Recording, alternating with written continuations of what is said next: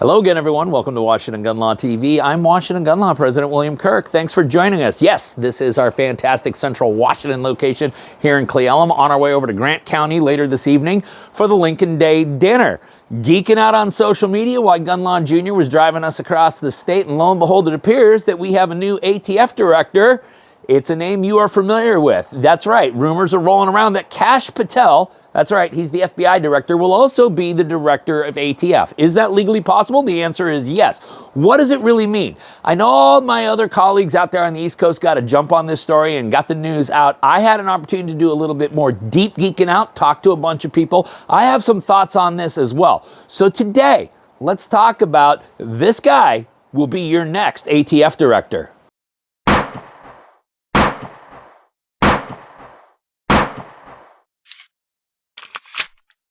Okay, America, we are talking about the news that broke early Saturday morning that FBI Director Kash Patel will also be serving as the temporary director of the ATF. Now, that has a lot of people in the 2A sphere both excited and worried. Let me explain both, okay? Excited, yeah, I don't think there's any doubt in where Kash Patel comes down on individual liberties. I don't think there's any doubt what he thinks about government overreach, and I don't think there's any doubt that he will fight like holy hell to preserve your inalienable Second Amendment right. That is good news. And if ever there was a person that was willing to take a chainsaw or a blowtorch to a federal agency, well, Kash Patel has certainly made his mark talking about just that. So, understand that what we're hearing right now is Kash Patel is going to be a temporary ATF director. What does that mean? Well, it means that at some point, maybe a year and a half from now, he will no longer be the ATF director. There will be somebody else appointed to that position. What's going to happen in the meantime? Okay, now I know a lot of you are probably sitting there thinking, hey, he's just going to go ahead and abolish the ATF. Do I believe that they're going to abolish the ATF? After having conversations with a lot of people who are much deeper into the know than I am, my belief at that point is no, I do not believe that they are going to abolish the ATF. However, what I have a very strong belief that they will be doing is dismantling it. And what I mean by dismantling it is I believe that they are going to break the ATF up into several subcomponents. And I think that they will try to do so in a way where legally and structurally it would take decades to actually piece the old version of the ATF back together. I believe that obviously when you take a look at the fact that Attorney General Pam Bondi has an impending deadline on Donald Trump's executive order, and that she needs to come up with a laundry list of ideas, some of which would deal with the structure of the ATF, that Mr. Patel will serve as a fantastic assistant in that, in determining how best to dismantle this agency. Now, I don't mean that the agency is going to go away. I don't mean that the agency is going to become feckless. But what I do mean is that if they broke it into individual subcomponents, through funding, you could really determine the effectiveness of each one of those subcomponents. If the ATF is willing to go back after the criminal elements in this country, if the ATF is also willing to put the same effort into enforcement of alcohol and tobacco and explosives, the ATF could potentially serve a purpose. Now, here's the thing, and this has a lot of people worried. Is this somehow or another setting some dangerous precedent that the ATF will just get folded into a subcomponent of the FBI? Because while many of us may think that a dismantling or an abolishment of the ATF would be a good thing, does anyone out there actually believe that placing the ATF under the guise of the FBI would be a good idea? And certainly it would be workable right now with this guy as our FBI director.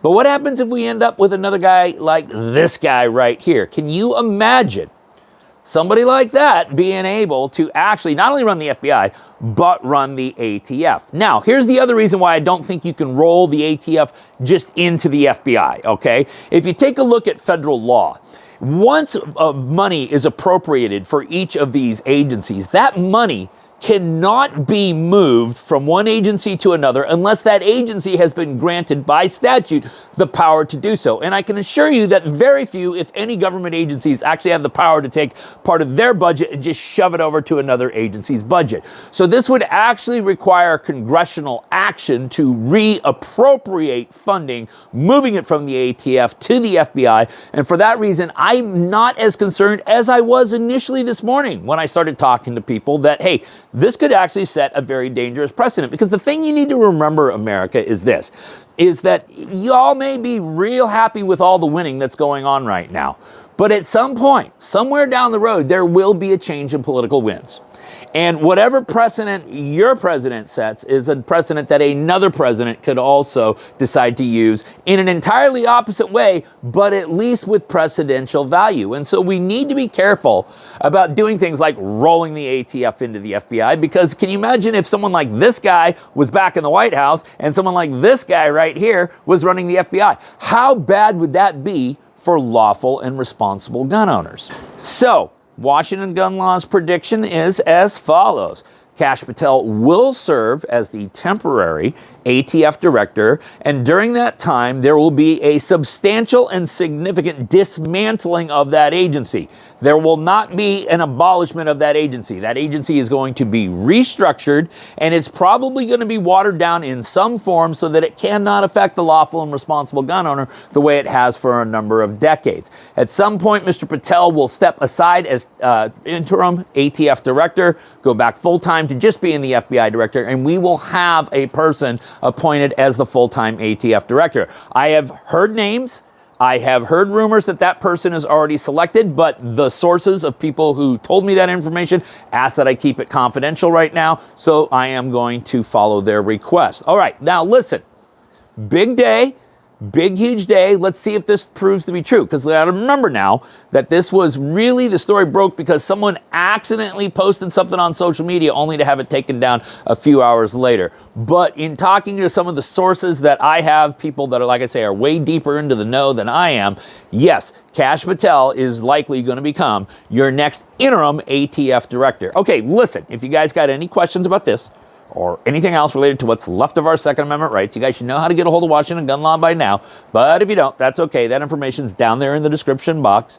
If you got an idea for a video we should be doing around here, you just click on that link right there and tell us all about it. If you want to subscribe to our monthly newsletter, the ability to do all of that is right down there in the description box. And then finally, and most importantly, let's remember that part of being the lawful and responsible gun owner, like we talk about all the time here, is to know what the law is in every situation, how it applies to you in any instance that you may find yourself. From our fantastic Central Washington location here in Cle Elum, Washington, thanks for watching and stay safe.